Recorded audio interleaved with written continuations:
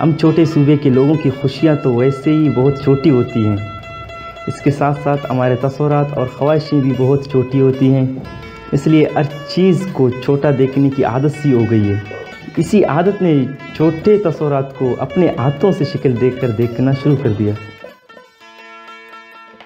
मेरा नाम बदर ख़ान बलोच है और मैं गड़ानी का रिहायशी हूँ और यहाँ का ज़्यादातर लोगों का कारोबार माहीगिरी है। मैं जब छोटा था तो कश्तियाँ बनाता था, मतलब बाय आइडिंग मैं बनाता था चुपके से। मेरे को इजाज़त भी नहीं मिली कि मैं ये कश्तियाँ बनाऊँ। तकरीबन उस वक्त जब मैंने छोटा कश्ती बनाया तकरीबन 4 या 5 साल की उम्र का था। तो इस तरह से मैंने फाइबर फोम से छोटी छोटी कश्तियाँ बनाना स्टार्ट किया और उसके बाद मैंने लकड़ियों से भी बनाना स्टार्ट किया कश्तियाँ। जब लोगों ने मेरी ये कश्तियाँ देखी तो मुझ पर हंसे और मेरा मजाक उड़ाया। जब मैं जवान हुआ अभी तो मैंने काम फिर भी नहीं छोड़ा। तो लोग मजाक उड़ाते कि एक बच्चों का काम करते हो, बच्चों का खिलौना बनाते हो, ये खिलौने लगती हैं। और जब मैं स्कूल में दाखिल हुआ तो मैंने अपने जो पेंसिल कलर से मैंने कश्तियों का तस्वीर काफ़ियों पर बनाई। तो यहाँ से भी मेरे को मार पड़ी टीचरों से। मैं अपना होमवर्क नहीं करता था बल्कि कश्तियाँ बनाता था। जो कारपेंटर थे जो गड़ानी में कश्तियाँ बनाते हैं जिन्हें वार्डो कहते हैं, मिस्त्री वगैरह घर में काम करने आता था, उसको भी मैं काम को देखता था। कोई भी काम कर रहा होता है तो मैं उसको देखता हूँ गौर से। जब मैं इस तरह की चीज़ें बनाता तो कश्तियाँ वगैरह, तो ऐसी चीज़ों की मेरे घर वालों के सामने कोई वैल्यू नहीं थी।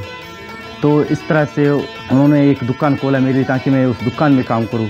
बात यह है कि मैं गरीब आदमी हूं, मेरे को अपना कारोबार भी चलाना है। वो समझते थे कि ये सिर्फ बच्चों के खिलौने बनाता है। तो अभी भी मेरे को रात को जब टाइम मिलता है तो इस तरह की मैं चीज़ें बनाता हूँ।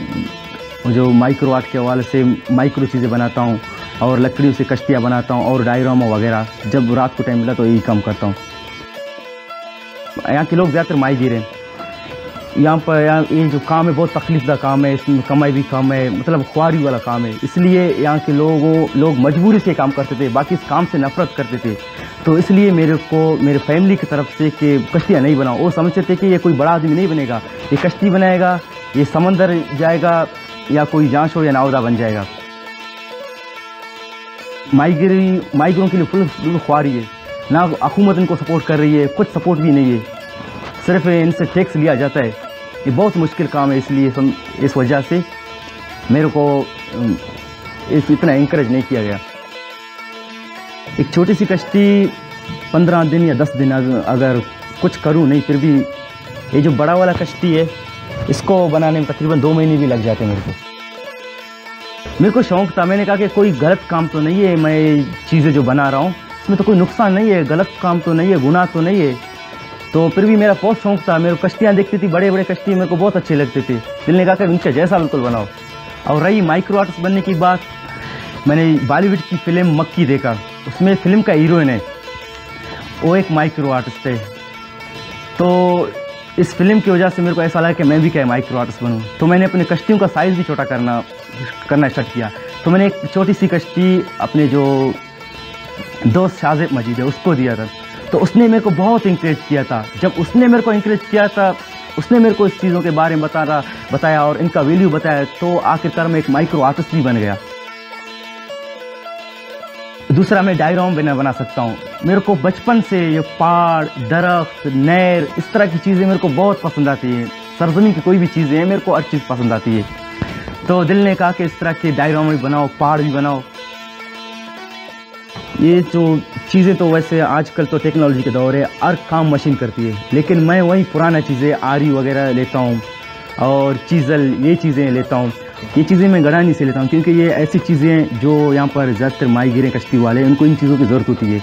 कलर है वगैरह है, ये जो एपॉक्सी हार्डनर और एपॉक्सी रेजन वगैरह इस तरह की चीज़ें इन कश्तियों की ज़रूरत होती है। तो इसलिए यहाँ पर मेरे को आसानी से मिल सकती है।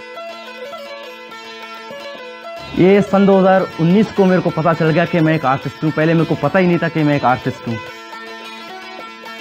इन चीज़ों को छोड़ना नहीं चाहता हूँ, मेरे को बिल्कुल दिल लगी इन चीज़ों से। कोई कहे कि इन काम को छोड़ो तो मेरे को बहुत तकलीफ होता है।